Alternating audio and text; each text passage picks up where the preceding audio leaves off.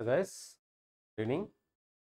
So ఈరోజు మనము యుఎస్ఏఎంఏకి సంబంధించి ఈ అటెంప్ట్ నుంచి nothing but September October attempt నుంచి కొన్ని చేంజెస్ వచ్చాయి, కరెక్టా? అందులో ఇప్పుడు మనము పేపర్ 2కి సంబంధించి నథింగ్ బట్ పార్ట్ 2కి సంబంధించి సెక్షన్ ఎఫ్ చేంజెస్ ఏవో చూస్తున్నాం. I'm repeating, USAMA part 2 section F changes చూస్తున్నాం.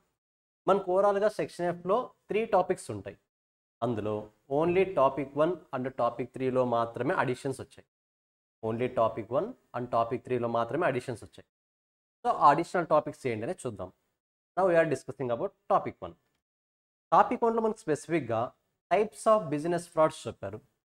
Different types of business frauds చెప్పారు. అందులో 1 by 1 డిస్కస్ చేద్దాం. First one, asset misappropriation. What is mean by asset misappropriation? The theft or misuse of organizational assets. Organizational assets ని theft చేయడం, దొంగతనం చేయడం అవ్వచ్చు, లేదా మిస్యూజ్ చేయడం అవ్వచ్చు. ఆర్గనైజేషనల్ అసెట్స్ని theft చేయడం అవ్వచ్చు, మిస్యూజ్ చేయడం అవ్వచ్చు. Both will be considered as asset misappropriation. Example, cash theft, డబ్బు దొంగతనం చేయడం, ఆర్ ఇన్వెంటరీ theft, ఇన్వెంటరీని ఇంటికి తీసుకెళ్ళిపోవడం. And last one, expenses reimbursement fraud. మనం ఫ్రీక్వెంట్గా చాలామంది ఎంప్లాయీస్ చేసే వర్క్ ఇది, ఎక్స్పెన్సెస్ రీఇంబర్స్మెంట్ ఫ్రాడ్. ఏంటనే చూద్దాం 1 by 1. Direct stealing of cash, క్యాష్ని డైరెక్ట్గా దొంగతనం చేయడం. క్యాష్ బాక్స్ ఉంటుంది, క్యాష్ బాక్స్ నుంచి డైరెక్ట్గా దొంగతనం చేయడం, cash theft. Inventory theft, taking inventory for personal use or resale. Organisation nothing but ఫ్యాక్టరీలో ఇన్వెంటరీ ఉంటుంది, ఆ ఇన్వెంటరీని మనం పర్సనల్ యూస్ కోసం యూస్ చేసుకోవడం. ఇన్వెంటరీ ఫ్యాక్టరీకి సంబంధించింది, అంటే బిజినెస్కి సంబంధించింది అయినా సరే మన పర్పస్ కోసం యూస్ చేసుకోవడం యాజ్ ఎ ఎంప్లాయీగా. It is not permissible, it will be considered as fraud. At the same time వాటిని రీసేల్ చేయడం, బయటికి తీసుకెళ్ళిపోయి రీసేల్ చేయడం, it is also considered as asset misappropriation. Expenses reimbursement fraud, inflating or fabricating the expenses report. What is mean by it? సింపుల్గా కొన్నిసార్లు company అనేది మీరు incur అయిన ఎక్స్పెన్సెస్ని రీఇంబర్స్ చేస్తుంటుంది. కంపెనీ మీరు ఇంకర్ అయిన ఎక్స్పెన్సెస్ని రీఇంబర్స్ చేస్తూ ఉంటుంది, అంటే వర్క్ పాయింట్ ఆఫ్ వ్యూలో. లెట్స్ సే ఇప్పుడు ఇంటర్నెట్ ఛార్జెస్ అనుకుందాం. మీరు మంత్లీ ఇంటర్నెట్ ప్యాక్ 500 రూపీస్ వేయించుకుంటున్నారు, బట్ కంపెనీతో క్లెయిమ్ చేసేటప్పుడు మాత్రం 700 800 క్లెయిమ్ చేస్తూ ఉంటారు. This is also considered as misappropriation of assets. So మనం ఉన్న దానికన్నా ఎక్కువ అమౌంట్ని క్లెయిమ్ చేసుకోవడం, ఎక్కువ అమౌంట్ని రీఇంబర్స్ చేసుకోవడం. ఇన్ఫ్లేటింగ్ నథింగ్ బట్ ఎక్కువగా చూపించడం, or fabricating the expenses report, expense రిపోర్ట్స్ని మ్యానిపులేట్ చేయడం. This is the first category of business frauds, that is asset misappropriation. Just 1 minute చదవండి అది.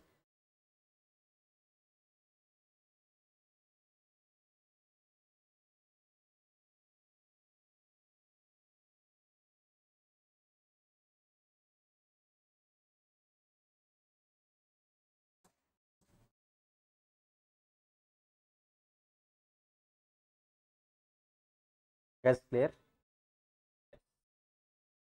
Second type of fraud, manipulation of financial statements. Financial స్టేట్మెంట్లో కొన్ని rectify కాదు, alter చేయడం. Intentional distortion of financial records to mislead the stake హోల్డర్స్ని mislead చేయడానికి మనం ఇంటెన్షనల్గా ఫినాన్షియల్ స్టేట్మెంట్లో చేసే చేంజెస్. ఐఎమ్ రిపీటింగ్, షేర్ హోల్డర్స్ని మిస్లీడ్ చేయడానికి, నథింగ్ బట్ యూజర్స్ని మిస్లీడ్ చేయడానికి ఫినాన్షియల్ స్టేట్మెంట్లో దట్ టు ఇంటెన్షనల్ యాక్ట్, ఇంటెన్షనల్గా కొన్ని చేంజెస్ చేయాలి. Example, revenue recognition fraud, recognising revenue prematurely or fictitiously. ఇంకా మనకు రెవెన్యూ రికాగ్నైజ్ అవ్వలేదు, రెవెన్యూ రాలేదు, అయినా సరే రెవెన్యూ ఉన్నట్టు ముందుగానే రికార్డ్ చేయడం. This is also called manipulation of financial or fictitiously. Nothing but fictitious entry draw చేయడం, సేల్ జరగకపోయినా సేల్ జరిగినట్టు ఫిక్టిషియస్ ఎంట్రీ మనం జర్నల్లో రాస్తాం. సో అది కూడా ఫినాన్షియల్ స్టేట్మెంట్ని మిస్లీడ్ చేయడమే అవుతుంది, మ్యానిపులేషన్ చేయడమే అవుతుంది. Expenses manipulation, under reporting the expenses to inflate the profits. ప్రాఫిట్స్ని ఇంక్రీజ్ చేయాలంటే ఆటోమేటిక్గా ఎక్స్పెన్సెస్ని రెడ్యూస్ చేయాలి. సో ఎప్పుడైతే ఎక్స్పెన్సెస్ ఎక్కువ ఇంకర్ అయ్యేమో దానివల్ల మన ప్రాఫిట్ ఇంపాక్ట్ అవుతుందన్న ఫీలింగ్ వస్తుందో మనకు, ప్రాఫిట్ని ఇంక్రీజ్ చేయడానికి మనం ఇంకర్ అవుతున్న ఎక్స్పెన్సెస్ని రెడ్యూస్ చేసేస్తాం. This type of concept is also part of manipulation of financial statements. Asset over statement, inflating the asset value on the balance sheet. Balance షీట్లో అసెట్ వాల్యూని వాటికి ఉన్న వాల్యూ కన్నా ఎక్కువగా చూపించడం. బ్యాలెన్స్ షీట్లో అసెట్ వాల్యూని వాటికి ఉన్న వాల్యూ కన్నా ఎక్కువగా చూపించడం. మీరు బాగా అబ్జర్వ్ చేయండి, ఇవన్నీ కూడా రియాలిటీలో వాల్యూలెస్, కానీ ఓన్లీ బ్యాలెన్స్ షీట్లో మాత్రమే చేంజ్ చేయగలుగుతున్నాం.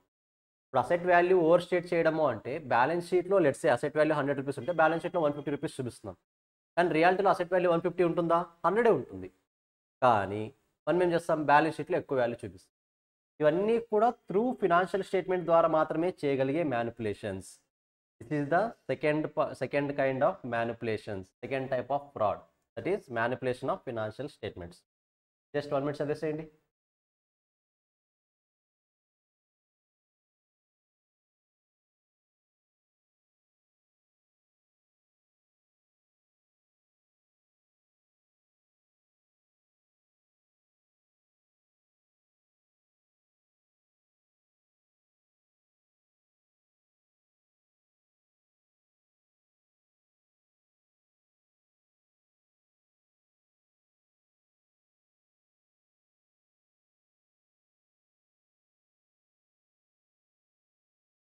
In clear? Third one, cash and inventory theft. First one related to assets, second one related to financial statement, third one related to cash and inventory theft.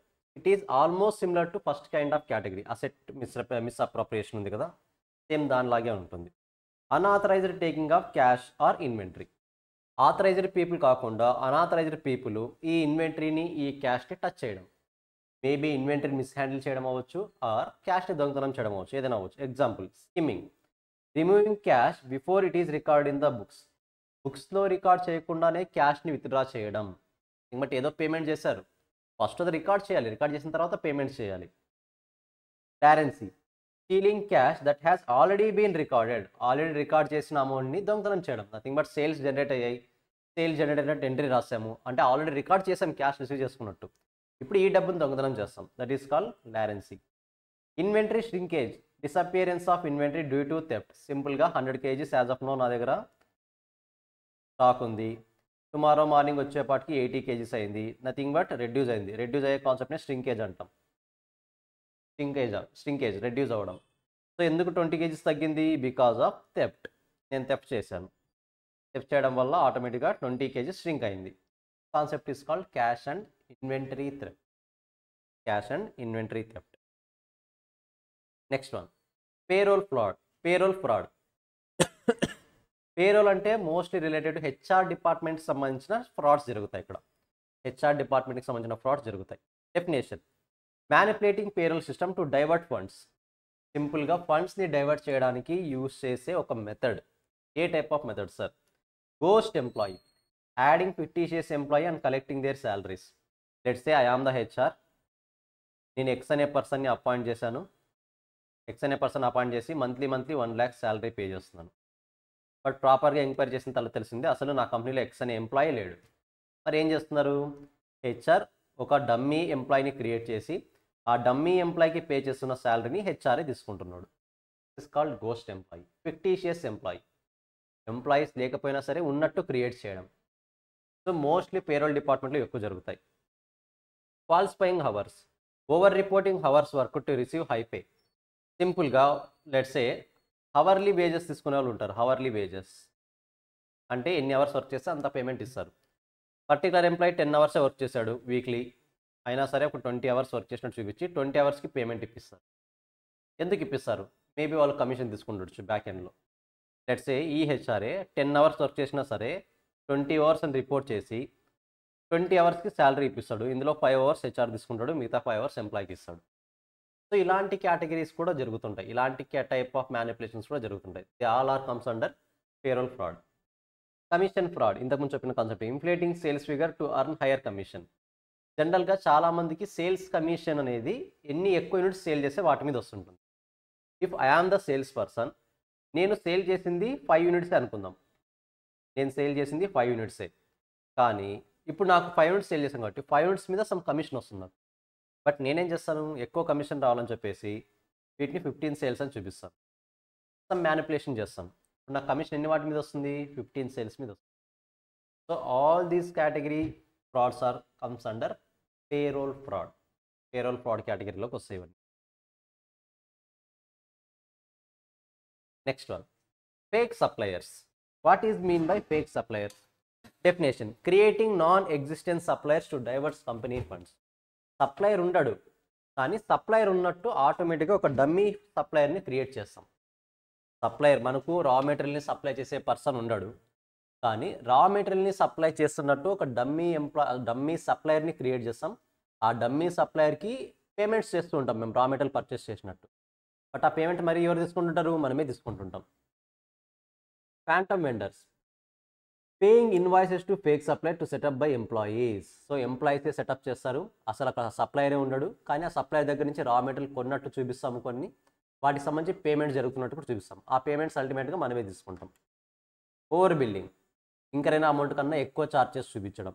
Charging inflated prices for the goods and services from legitimate suppliers who are complicit in the fraud. సింపుల్గా చెప్పాలంటే నేను ఒక 10,000 value చేసే raw material కొన్నాను కానీ ఇప్పుడు ఏం చేస్తాను, సప్లయర్తో మాట్లాడి దీన్ని 15,000 బిల్లింగ్ వేయమంటాను. ఈ బిల్లింగ్ వేసిన రావడం ద్వారా నాకు 5,000 ఎక్స్ట్రా వచ్చింది. అంటే 5,000 రూపీస్ నేను అమౌంట్ తీసుకోవచ్చు. బట్ సప్లయర్ ఎందుకు చేస్తాడు? 10,000 15,000 ఎందుకు ఇస్తాడు? కరెక్టా? ఇప్పుడు ఏం చేస్తాను, ఈ సప్లయర్కి మేబీ ఒక 1,000 రూపీస్ ఇస్తాను, రిమైనింగ్ 4,000 నేను తీసుకుంటాను. అల్టిమేట్గా ఏం చేస్తాను ఇక్కడ? Over building. సప్లయర్కి 1,000 రూపీస్ మనం బ్యాక్లో పే చేస్తాం, తర్వాత పే చేస్తాం. యాజ్ ఆఫ్ నో ఆ 5,000 రూపీస్లో 4,000 రూపీస్ కమిషన్ మనం తీసుకుంటాం. These are comes under fake suppliers. Fake సప్లయర్స్లో కూడా అలాంటి కేటగిరీస్ జరగవచ్చు. Now account receivable fraud, manipulating account receivable for personal gain. Examples lapping, using one customer payment to cover another outstanding balance. సింపుల్గా there are two customers called X and Y. Assume Y is our relative.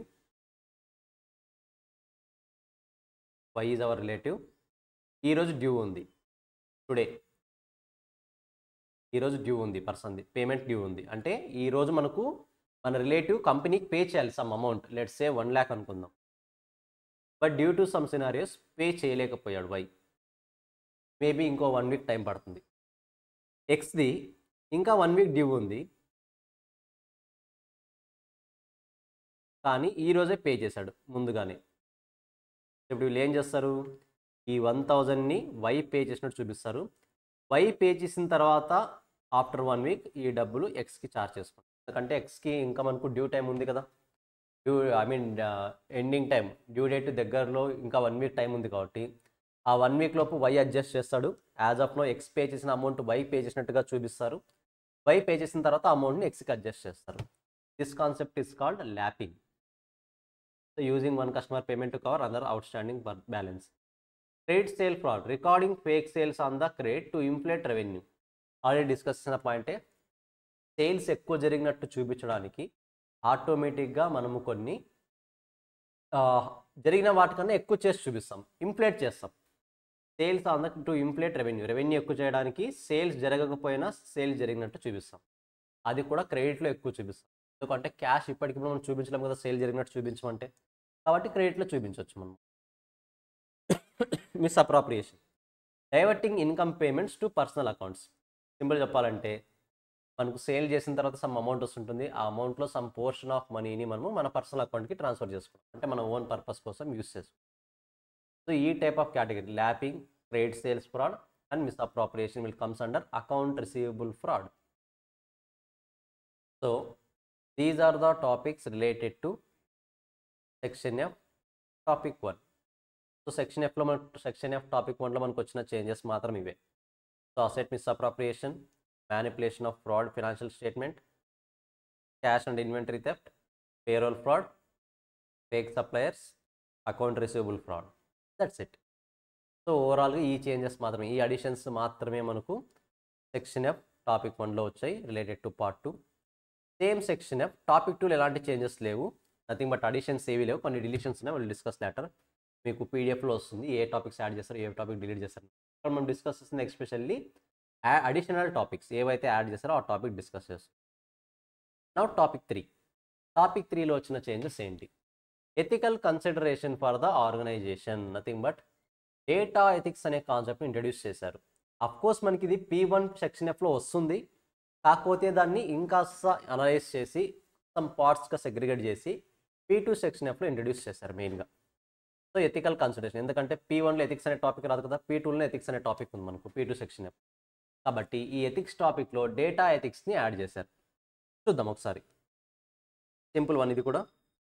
It refers to the moral guidelines and principles that govern the collection, use, sharing and management of data. మీరు company నుంచి company point of వ్యూలో డేటాని collect చేస్తున్నప్పుడు, డేటాని use చేస్తున్నప్పుడు, డేటాని share చేస్తున్నప్పుడు, డేటాని ఎలా మేనేజ్ చేయాలి, that is the overall concept of data ethics. మీరు ఎలా కలెక్ట్ చేయాలి, ఆ డేటాని ఎలా యూజ్ చేయాలి, ఎలా షేర్ చేయాలి, ఎలా మేనేజ్ చేయాలి, ఈ టాపిక్స్ అన్నిటి గురించి మన డేటా, నథింగ్ బట్ కంపెనీస్ మన డేటాని చాలాసార్లు తీసుకుంటుంటాయి. ఈవెన్ మొబైల్ నెంబర్ అవ్వచ్చు, అడ్రస్ అవ్వచ్చు, ఆధార్ కార్డ్ డీటెయిల్స్ అవ్వచ్చు, పాన్ కార్డ్ డీటెయిల్స్ అవ్వచ్చు, ఇవన్నీ కూడా డేటా తీసుకుంటుంది. కాబట్టి వీటిని ఎలా హ్యాండిల్ చేయాలని చెప్పేదే data ethics. It involves ensuring that the data practices respect individual rights and promote trust. మనం కలెక్ట్ చేసే డేటా ఎలా ఉండాలి, ఇండివిజువల్ రైట్స్ని కాపాడే విధంగా ఉండాలి, నథింగ్ బట్ సెక్యూర్గా ఉండాలి. అండ్ ప్రమోట్ ద ట్రస్ట్, మన మీద ట్రస్ట్ కూడా వాళ్ళకి జనరేట్ అవ్వాలి. As well as transparency and accountability in how data is handle. Accountability, nothing but ఏదైనా కంపెనీ తరపు నుంచి డేటా బయటకు వెళ్ళిందంటే company should take accountability for that, nothing but company should be responsible for that data loss. మన data బయటకు వెళ్ళింది, let's say ఇప్పుడు నా ఫోన్ నెంబర్ ఉంది, బయటకు వెళ్ళింది డేటా. సో అల్టిమేట్గా కంపెనీ నా ఫోన్ నెంబర్ బయటకు లీక్ చేసినందుకు కంపెనీ రెస్పాన్సిబిలిటీ తీసుకోవాలి. That is the concept of data ethics. చూద్దాం ఏవే ప్రిన్సిపల్స్ చెప్పింది డేటా ఎథిక్స్లో, ఏ టైప్ ఆఫ్ ప్రిన్సిపల్స్ ఉన్నాయి. First one, fairness. Ensuring that the data practices are impartial and just avoiding biases and discrimination. Simple చెప్పాలంటే డేటాని handle చేసినప్పుడు ఎలాంటి టైప్ ఆఫ్ డిస్క్రిమినేషన్ని కూడా మీరు చూపించకూడదు. It may be related to male data, it may be related to female data, it may be related to poor category, it may be related to rich category, it may be related to particular caste, may be related to particular religion, ఏదైనా అవ్వచ్చు. మీరు discrimination అనేది చూపించకూడదు. ఒక క్యాస్ట్కి, జెండర్కి, ఒక ప్లేస్కి ఇంకొక ప్లేస్కి, ఒక కంపెనీకి ఇంకొక కంపెనీకి డిస్క్రిమినేషన్ అనేది ఉండకూడదు. బట్ ఇక్కడ ఈ డేటా ఎథిక్స్ పాయింట్ ఆఫ్ వ్యూలో కొన్ని ఏఐ మోడల్స్ని యూజ్ చేయమని చెప్పారు. అంటే ఈ డేటాని ప్రొటెక్ట్ చేయడానికి, ఫెయిర్నెస్గా ఉండేలా చూసుకోవడానికి వాళ్ళు కొన్ని ఏఐ టూల్స్ని యూజ్ చేయమంటున్నారు. ఆ ఏఐ టూల్స్ ఎలా ఉండాలి? AI algorithm should be design to prevent the bias and discrimination.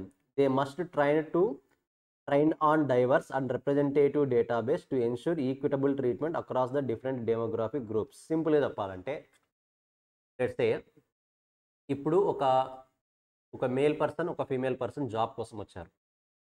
ఇప్పుడు ఆటోమేటిక్గా ఏఐ టూల్ అనేది ఇద్దరిని కూడా ఈక్వల్గానే ట్రీట్ చేయాలి, ప్రొవైడెడ్ స్కిల్ సెట్ అన్నీ కూడా సేమ్ ఉంటే అనుకుందాం, సేమ్ ఉన్నాయని అనుకుందాం. ఓన్లీ జెండర్ని బేస్ చేసుకుని ఒక పర్సన్ని ఫిల్టర్ చేయడం, నథింగ్ బట్ ఒక పర్సన్ని షార్ట్ లిస్ట్ చేయడం, ఇంకొక పర్సన్ని అవాయిడ్ చేయడం ఓన్లీ జెండర్ బేస్ చేసుకుని, this is not acceptable. So మీకు డేటా ఇచ్చిన పర్పస్ మేలా ఫీమేల్ అని డేటా ఇచ్చిన purpose just for clarity purpose కోసం, అంతేగాని షార్ట్ లిస్ట్ చేయడం కోసం అయితే కాదు. సో అందుకని ఏఏ మోడల్స్లో ఇలాంటి టైప్ ఆఫ్ కేటగిరీ ఉండేలా చూసుకోమంటారు. ఇలాంటి డిస్క్రిమినేషన్ లేకుండా ఇద్దరిని షార్ట్ లిస్ట్ చేయాలి, అంటే అక్యురేట్ బేస్ తీసుకుని షార్ట్ లిస్ట్ చేయాలి. కంపెనీస్ ఏవి బిజినెస్ షుడ్ ఇంప్లిమెంట్, కంపెనీస్ ఏం చేయాలి? Business should implement policies that promote fairness in data collection and usage, avoiding practices that unfairly disadvantage the certain groups. ఇక్కడ పర్టికులర్గా male క్యాండిడేట్ని షార్ట్ లిస్ట్ చేసి female క్యాండిడేట్ని short list చేయలేదు అంటే ఖచ్చితంగా ఫీమేల్ కేటగిరీ వాళ్ళందరూ కూడా ఫెయిర్నెస్ ఇంకా రిసీవ్ చేసుకున్నట్టే కంపెనీ నుంచి, అంటే ఆ ట్రస్ట్ డెవలప్ అవ్వలేదనే దాని మీనింగ్. సో జెండర్ని బేస్ చేసుకుని, క్యాస్ట్ని బేస్ చేసుకుని, రిజర్వేషన్స్ని బేస్ చేసుకుని, సింపుల్గా చెప్పాలంటే రిజర్వేషన్స్ని బేస్ చేసుకుని ఎవరిని కూడా ప్రమోట్ చేయొద్దు, అందరినీ కూడా ఈక్వల్గానే ఫెయిర్గా ట్రీట్ చేయండి అని చెప్పే కాన్సెప్టే ఈ fairness concept, principles of data ethics. Guys don't worry, అంతా కూడా మీకు పీడిఎఫ్ వస్తుంది, no need to worry. Privacy definition. What is mean by privacy? Simple చెప్పాలంటే security, respecting individual right to control their personal information and ensuring that the data is collected and used the way the safeguards the privacy. So డేటాని collect చేస్తారు, use చేస్తున్నారు, collect చేశారు, use చేస్తున్నారు, బాగుంది. కానీ ఆ use చేసే data ఎలా ఉండాలి? ఖచ్చితంగా సెక్యూరిటీ ప్రొవైడ్ చేసే విధంగా ఉండాలి. నథింగ్ బట్ మీరు ఏ పర్పస్ మీద అయితే డేటాని కలెక్ట్ చేశారో ఆ పర్పస్ కోసం మాత్రమే మీరు ఆ డేటాని యూస్ చేయాలి, వేరే వాళ్ళకి షేర్ చేయకూడదు. It should be very secure. మరి దానికోసం ఏ మోడల్స్ మీరు ఎలా డెవలప్ చేయాలి? A system should incorporate privacy preserving techniques such as data anonymisation and differential privacy to protect individual identities. Nothing but AI tool ఎలా మీరు డెవలప్ చేయాలి అంటే దానికోసం కంపెనీ యూస్ చేయాల్సిన ఏఐ టూల్ ఎలా ఉండాలి అంటే, let's say if I am the authorised person, only I should be able to get the data. అంటే నేను ఆథరైజ్డ్ పర్సన్ అనుకుంటే నేను మాత్రమే డేటాను యాక్సెస్ చేసే విధంగా ఉండాలి.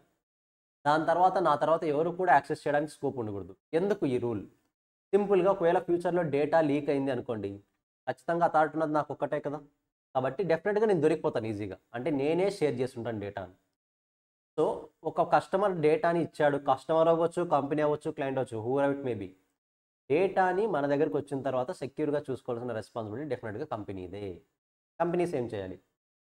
Company must comply with the privacy laws and regulations. Example GDPR, CCPA guys, అవి ఏంటనేది వస్తాయి మీకు మెటీరియల్లో, no need to worry. And transparent about the data they collect, how it is used and who should be shared with. Consent should be obtain from the individuals before collecting and using their data. సింపుల్గా చెప్పాలంటే డేటాని collect చేసావు కాబట్టి ఆ డేటాని ఏ purpose కోసమైనా నువ్వు కనుక యూజ్ చేసే థాట్ ఉంటే ఖచ్చితంగా ఆ ఇండివిజువల్ యొక్క కన్సెంట్ని తీసుకొని యూజ్ చేయండి. మీకు మీరుగా ఓన్ అథారైజేషన్ తీసుకొని పర్మిషన్ లేకుండా యూజ్ చేయొచ్చు. సింపుల్గా వాళ్ళ దగ్గర నుంచి డేటా తీసుకున్నారు కాబట్టి ఫస్ట్ వాళ్ళకి ఇన్ఫామ్ చేయండి. మీరు ఏ పర్పస్ కోసం యూజ్ చేస్తున్నారో వాళ్ళకి చెప్పండి. వాళ్ళు ఎస్ ఓకే అంటే మీరు ఆ డేటాని ఖచ్చితంగా యూజ్ చేయొచ్చు. ఎలాంటి ఇష్యూ. అందుకని మీరు రీసెంట్గా కొన్ని మెయిల్స్లో చూస్తూ ఉంటే would you like to get frequent mails from this website అని అడుగుతూ ఉంటారు. కింద టిక్ మార్క్ కొడితే మాత్రమే మెయిల్స్ వస్తాయి మీకు ఫ్రీక్వెంట్గా, అదర్వైజ్ రావు. టిక్ మార్క్ కొడితే మాత్రమే వాట్సాప్లో అప్డేట్స్ వస్తాయి, అదర్వైజ్ రావు. ఎందుకంటే మీ డేటాని వాట్సాప్లో యూజ్ చేయొచ్చా లేదా మేము, మీ డేటాని మెయిల్లో యూజ్ చేయొచ్చా లేదా మేము. ఇలా కంటెంట్ ఖచ్చితంగా వాళ్ళు తీసుకోవాలి. తీసుకున్న తర్వాత మనం యాక్సెప్ట్ చేస్తే మాత్రమే కంటెంట్ షేర్ అవ్వాలి, మన డేటా షేర్ అవ్వాలి, అదర్వైజ్ షేర్ అవ్వకూడదు. ప్రైవసీ. ట్రాన్స్పరెన్సీ. సింపుల్ చెప్పాలంటే నువ్వు ఏ పర్పస్ కోసం డేటా కలెక్ట్ చేస్తున్నావు ముందుగా కస్టమర్కి క్లియర్గా ఎక్స్ప్లెయిన్ చేయాలి. లెట్స్ సే నువ్వు ఒక ప్రోడక్ట్ కొన్నావు, మొబైల్ నెంబర్ అడిగావు, ఏ పర్పస్ కోసం మొబైల్ నెంబర్ అడుగుతున్నావు, ఈ మొబైల్ నెంబర్ తీసుకుని డేటాని ఎక్కడ స్టోర్ చేయబోతున్నావు, ఈ డీటెయిల్స్ అన్ని కూడా మనం డెఫినెట్గా చెప్పాలి. Being open and clear about the practices including how the data is collected, used and shared, how decisions are made using the data. So నా డేటాని తీసుకుని నువ్వు ఎలాంటి టైప్ ఆఫ్ డిసిషన్స్ యూజ్ చేస్తున్నావు. లెట్స్ సే మీరు డీమార్ట్ లాంటి షాపింగ్ మాల్స్కి వెళ్తే, జనరల్గా షాపింగ్ మాల్స్ అవ్వచ్చు, మార్ట్స్ అవ్వచ్చు, whatever it may be, ఖచ్చితంగా బిల్లింగ్ ప్లేస్తో మీ మొబైల్ నెంబర్ తీసుకుంటారు. మెయిన్ పర్పస్ ఏంటి అంటే మీ మొబైల్ నెంబర్కి ఆర్ ఈమెయిల్ తీసుకుంటే ఈమెయిల్, వీటికి ఇన్వాయిస్ వస్తుంది first priority. Second priority, next time వాళ్ళ మొబైల్ నెంబర్ని బేస్ చేసుకొని ఈ పర్సన్ ఫ్రీక్వెంట్గా ఏ టైప్ ఆఫ్ ప్రోడక్ట్ కొంటున్నాడు అనేది అనలైజ్ చేయగలుగుతారు. అంటే majority of customers A type of ప్రోడక్ట్ని పర్చేస్ చేయడానికి ట్రై చేస్తున్నారు అనేది క్లియర్గా ఐడెంటిఫై చేయగలుగుతారు వాళ్ళు. So application, what AI model should you have? The working of AI models, including data, user and decision making process, should be explainable and understandable to stakeholders. మీరు తీసుకునే data ఖచ్చితంగా మీరు యూజ్ చేస్తున్న డేటా ఖచ్చితంగా మీరు explain చేసే విధంగా ఉండాలి కస్టమర్ అడిగినప్పుడు, అండ్ అర్థం చేసుకునే విధంగా ఉండాలి స్టేక్ హోల్డర్స్కి. This including provide clear explanation for the decisions made by AI system. Complete information provide చేయాలి, ఏ పర్పస్ కోసం తీసుకుంటున్నాం, ఏ పర్పస్ కోసం యూస్ కంప్లీట్గా చెప్పాలి అంటున్నారు. Companies, organizations should provide accessible information about their data practices, including privacy collection, data using terms, and the algorithms they employ. Transparency helps to build trust within the customers and regulators. Simply చెప్పాలంటే company data collect చేస్తున్నప్పుడు మేము డేటాని ఎందుకోసం collect చేస్తున్నాం, ఏ purpose కోసం collect చేస్తున్నాం, ఎలా use చేయబోతున్నాం, దీన్ని బేస్ చేసుకుని డిసిషన్ మేకింగ్ ఎలా చేస్తున్నాం అనేది క్లియర్గా డిస్క్లోజ్ చేయాలి కస్టమర్కి. అంటే కస్టమర్ యాక్సెప్టెన్స్ లేకుండా, కస్టమర్ యొక్క పర్మిషన్ లేకుండా కస్టమర్ డేటాని కలెక్ట్ చేసే రైట్ మనకు లేదు. ఖచ్చితంగా as a company point of view ఉన్నప్పుడు నువ్వు ఏ పర్పస్ కోసం కలెక్ట్ చేస్తున్నావు క్లియర్గా ఎక్స్ప్లెయిన్ చేయగలగాలి. ఖచ్చితంగా ఎక్స్ప్లెయిన్ చేసిన తర్వాతే డేటాని కలెక్ట్ చేయాలి. మనం ఏ పర్పస్ కోసం కలెక్ట్ చేస్తున్నామో ట్రాన్స్పరెంట్గా చెప్పాలి. అంటే క్లియర్ కమ్యూనికేషన్ అనేది ఉండాలని సింపుల్ మీనింగ్. అకౌంటబిలిటీ, సింపుల్గా చెప్పాలంటే type of responsibility. Taking responsibility for the data practices and the impact of data-driven decisions, ensuring mechanisms in place to address any issue or harm that arise. సింపుల్గా చెప్పాలంటే let's say ఒక person data collect చేసావు, ఆ person data confidential అనుకుందాం, ఇది ఎక్కడో leak అయింది data. ఇప్పుడు పొరపాటున ఆ పర్సన్ కనుక మీ మీద ఫైల్ కేసేసి యూ షుడ్ టేక్ రెస్పాన్సిబిలిటీ. ఎందుకంటే ఆ పర్సన్ మీ మీద ఒక ట్రస్ట్తో మీ డేటాను షేర్ చేసుకున్నాడు, మీతో డేటాను షేర్ చేసుకున్నాడు. అలాంటప్పుడు మీరు ఖచ్చితంగా డేటా లీక్ అవ్వకుండా, బయటికి వెళ్ళకుండా కాన్ఫిడెన్షియల్గా ఉండేలా చూసుకోవాల్సిన రెస్పాన్సిబిలిటీ మీదే. ఒకవేళ మీరు డేటాని బయటికి లీక్ చేసేలా మీరు నెగ్లిజెన్స్ ఏమైనా బిహేవ్ చేస్తారనుకోండి, యూ షుడ్ టేక్ రెస్పాన్సిబిలిటీ. దానికోసం మన దగ్గర ఏఐ టూల్స్ ఎలా ఉండాలి? Developers and deployers of AI systems should be accountable for the outcomes of their models. Let's say మనం ఒక ఏఐ టూల్ యూస్ చేస్తున్నాం. ఆ ఏఐ టూల్ ప్రకారము కస్టమర్ డేటా ఎక్కడికి బయటికి పోదు అని చెప్పారు. ఎవరు? ఆ ఏఐని డెవలప్ చేసిన పర్సన్స్, డెవలపర్స్ అంటాం. ఏఐని డెవలప్ చేసిన పర్సన్స్ కస్టమర్ డేటా మీ ప్రాపర్ అప్రూవల్ లేకుండా లీక్ అయ్యే ఛాన్సే లేదు అని ఒక షూరిటీ ఇచ్చారు. బట్ ఎవరో ఒక పర్సన్ ఆ ఏఐ టూల్ని హ్యాక్ చేసి ఆ డేటాను మొత్తం హ్యాక్ చేశాడు. ఇప్పుడు ఖచ్చితంగా ఈ డెవలపర్స్ ఎవరైతే ఉన్నారో, developers also responsible for the data leakage. ఆ పాయింట్ చెప్తున్నారు. This includes monitoring AI system for unintended consequences and being prepare to address any harm calls. Simple చెప్పాలంటే ఏదైనా ఇష్యూ జరిగినా సరే డెఫినెట్గా వీళ్ళు టేక్ కేర్ చేయాలి. ఇలా టేక్ కేర్ చేయడంతో పాటు వన్స్ మనము ఆ ఏఐ టూల్ని పర్చేస్ చేసిన తర్వాత మన సిస్టంలో యూస్ చేస్తున్న ఏఐ టూల్ని టైం టు టైం ఈ డెవలపర్సే మానిటర్ చేస్తూ ఉండాలి. ఏదైనా డేటాలు బయటకు వెళ్తుందా, ఎవరైనా హ్యాక్ చేస్తున్నారా, ఏదైనా ఇన్ఫర్మేషన్ సెక్యూర్గా లేదా, ప్రైవసీ కరెక్ట్గానే ఉందా, ఇవన్నీ కూడా టైం టు టైం చెక్ చేయాల్సిన రెస్పాన్సిబిలిటీ ఖచ్చితంగా డెవలపర్స్దే ఉంటుంది. అలా చెక్ చేయించాల్సిన రెస్పాన్సిబిలిటీ మన మీద ఉంటుంది. టైం టు టైం మనం వాళ్ళకి ఇన్ఫార్మ్ చేస్తుండాలి. పీరియాడికల్గా చెక్ చేయండి అని గుర్తు చేస్తూనే ఉండాలి. అదర్వైజ్ కస్టమర్ డేటా లీక్ అయితే మనము మేబీ డెవలపర్ మీద యాక్షన్ తీసుకోవచ్చు, కానీ కస్టమర్ మన కంపెనీ మీద యాక్షన్ తీసుకున్నాడు. ఎందుకంటే మన కంపెనీ నుంచి డేటా లీక్ అయింది కదా. So we should be very careful. మరి కంపెనీస్ ఏం చేయాలి? Companies should establish clear lines of accountability for the data governance and ensure that there may be mechanisms for agreement addressing the grievances and rectifying the mistake. This may involve setting up ethics committees and appropriating the data protection officer. సింపుల్గా చెప్పాలి అంటే companies ఏం చేయాలి ఈ purpose కోసం అంటే, పర్టికులర్గా మీరు కనుక ఒకవేళ డేటా లీక్ అయితే ఏ టైప్ ఆఫ్ రెస్పాన్సిబిలిటీ మీరు తీసుకుంటున్నారో క్లియర్గా ముందుగానే డిఫైన్ చేయాలి కస్టమర్స్కి. ఒకవేళ మీ డేటా కనుక కాన్ఫిడెన్షియల్ అయ్యి మీ డేటా లీక్ అయిందంటే what responsibility that company is ready to take, A type of responsibilities, what type of responsibilities company is ready to take క్లియర్గా మెన్షన్ చేయాలి. అట్ ద సేమ్ టైం ఒకవేళ leak అయ్యింది, confidential information బయటకు వచ్చేసింది అంటే ఖచ్చితంగా దానికి సంబంధించి మీరు ఒక అప్రోప్రియేట్ కమిటీని కానీ or some type of experts knowledge ఉన్న పర్సన్స్ని కానీ కమిటీగా ఫామ్ చేసి వాళ్ళతో ప్రాపర్ ఎంక్వైరీ చేయించాలి. దానికి ఖచ్చితంగా ఈవెన్ దో మీరు ఎంక్వైరీ చేయించినా సరే రెస్పాన్సిబిలిటీ డెఫినెట్గా తీసుకోవాలి. These are the main points. So P2కి సంబంధించి సెక్షన్ ఎఫ్లో ఓవరాల్గా టాపిక్ 1లో ఒక కాన్సెప్ట్ యాడ్ చేశారు, టాపిక్ 3లో ఒక కాన్సెప్ట్ యాడ్ చేశారు. నో మనం డిస్కస్ చేసిందంతా కూడా టాపిక్ 3. సో డేటా ఎథిక్స్లో ఓవరాల్గా ప్రిన్సిపల్స్ ఏమున్నాయి? Fairness, privacy, transparency, accountability. Only 4 concepts. And మాకు ఆల్రెడీ చూపించాం కదా P2 సెక్షన్ ఆఫ్ టాపిక్ 1లో మనకి కొన్ని కాన్సెప్ట్స్ యాడ్ చేశారు, ఫ్రాడ్ టైప్స్. ఈ ఫ్రాడ్ టైప్స్ కూడా ఒకసారి చదువుకుంటే సరిపోతుంది. అయితే ఎంసీక్యూస్ పాయింట్ ఆఫ్ వ్యూ ఎక్కువ వరి అవ్వాల్సిన అవసరం లేదు. సింపుల్గా లెట్స్ సే ఇప్పుడు టైప్ 1 ఉన్నాయి కదా, cash theft is part of which type of business fraud అంటాడు. మీకు క్లారిటీ ఉండాలి, అసెట్ మిస్అప్రాప్రియేషన్లో క్యాష్ థెఫ్ట్ వస్తుంది అని. సో ఈ టైప్ ఆఫ్ ఎంసీక్యూస్ అడుగుతాడు, సింపుల్గా ఉంటాయి. సో జస్ట్ ఒకసారి రివైజ్ చేయండి. మీకు ఈ మెటీరియల్ కూడా డిస్క్రిప్షన్లో అవైలబిలిటీ ఉంటుంది. ఓకేనా? So guys, this is related to paper 2 section F. మనకు రిమైనింగ్ సెక్షన్స్ ఉన్నాయి కదా, ఆ సెక్షన్స్లో నెక్స్ట్ క్లాస్లో మీట్ అవుదాం. బై.